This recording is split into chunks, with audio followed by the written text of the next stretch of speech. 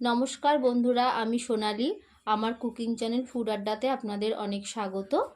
আমি আজকে রান্না করব খুবই হেলদি আর টেস্টি একটা খাবার, চিড়ের পোহা, যেটি খুবই কম তেল এবং কম উপকরণে খুবই টেস্টি তৈরি হয়। চলুন দেখে নিই সেই রেসিপিটা কিভাবে তৈরি করব।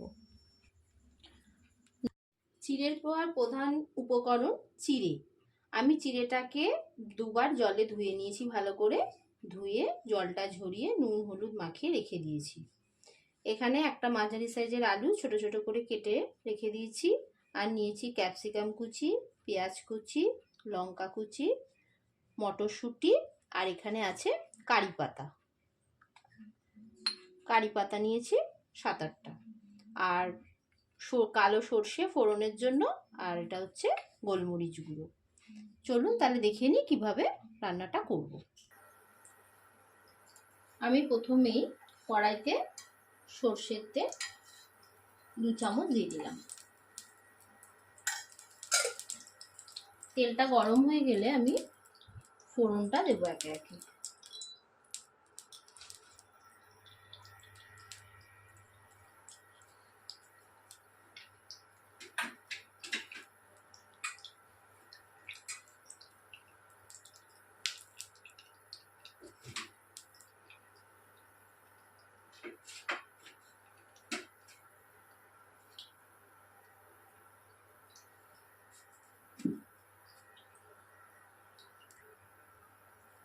তেল গরম হয়ে গেছে, এবারে আমি সর্ষে আর কারি পাতা ফোড়নের জন্য দিয়ে দিচ্ছি।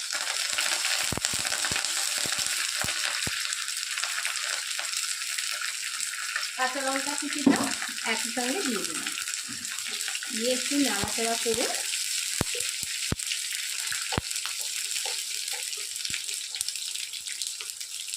একটা সুন্দর ফোড়নের গন্ধ বেরোবে। তারপরে আমি কেটে রাখা আলুগুলো দিয়ে দিই।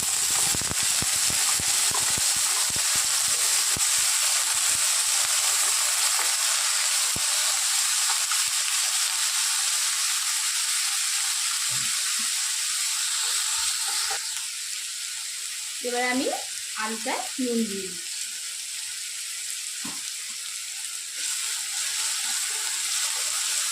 এটা বিভিন্ন সবজি দিয়ে আপনারা করতে পারেন। আমার কাছে যা সবজি ছিল আমি তাই দিয়েই করছি। আপনারা চাইলে গাজর অ্যাড করতে পারেন এর মধ্যে। আলুটা যাতে তাড়াতাড়ি সেদ্ধ হয়ে যায় ওই জন্য আমি একটু চাপা দিয়ে দিলাম।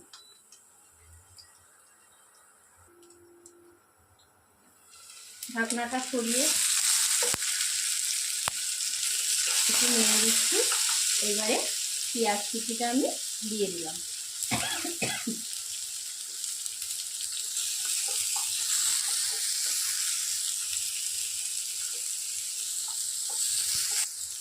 পেঁয়াজ কুচিটা দেওয়ার পর আমি আরেকবার ঢাকা দিয়ে দিলাম তাড়াতাড়ি সেদ্ধ হওয়ার জন্য।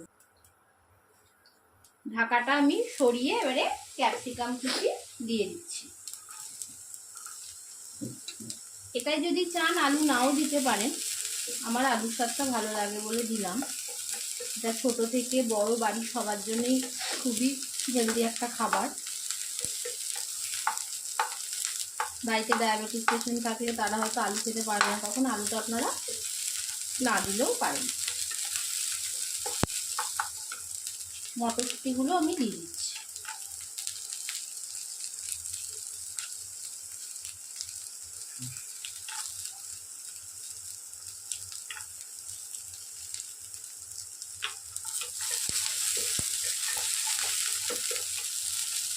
এটা আপনারা স্কুলের বাচ্চাদের টিফিনে কিংবা অফিসের লাঞ্চ বক্সে দিয়ে দিতে পারেন। খুবই হেলদি একটা খাবার। সবজিগুলো ভাজা প্রায় হয়েই এসেছে, এবারে আমি চিড়েটা দিয়ে দেবো এর মধ্যে। চিড়েগুলো আমি এবারে দিয়ে দিচ্ছি। চিড়েতে আমি আগেই নুন হলুদ মাখিয়ে রেখেছিলাম, সেই জন্য এখন আর নুন হলুদ দেওয়ার প্রয়োজন নেই। আপনারা চাইলে পরেও দিতে পারেন নুন হলুদ, আমি আগে মাখিয়ে রাখি এইভাবে।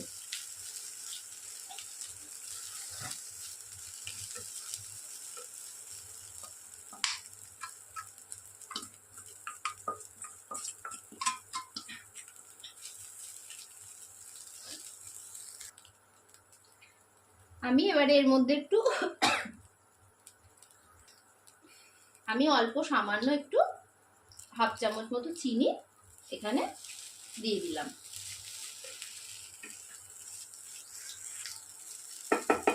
আমার চিড়ের পোলাও রেডি হয়ে এসছে। আমি একটু খানিকক্ষণ চাপা দিয়ে রাখলাম। ঢাকাটা খুলে একটু নেড়ে চেড়ে এবারে আমি গোলমরিচের গুঁড়োটা দিয়ে দেবো। গোলমরিচের গুঁড়োটা আপনাদের স্বাদ অনুযায়ী দেবেন, ঝাল কেমন খাবেন সেই অনুযায়ী দেবেন।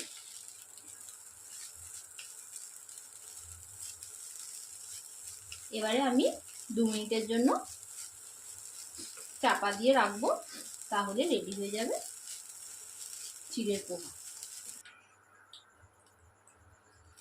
গোলমরিচ গুঁড়ো দিয়ে আমি ঢাকা দিয়ে রেখেছিলাম 2 মিনিট। চিড়ের পোহা রেডি, এবারে নামিয়ে নিচ্ছি। আমার চিড়ের পোহা একেবারেই রেডি। আপনারা বাড়িতে একবার ট্রাই করবেন, যদি ভালো লাগে লাইক কমেন্ট শেয়ার করবেন। দেখা হবে নেক্সট ভিডিওতে। নমস্কার।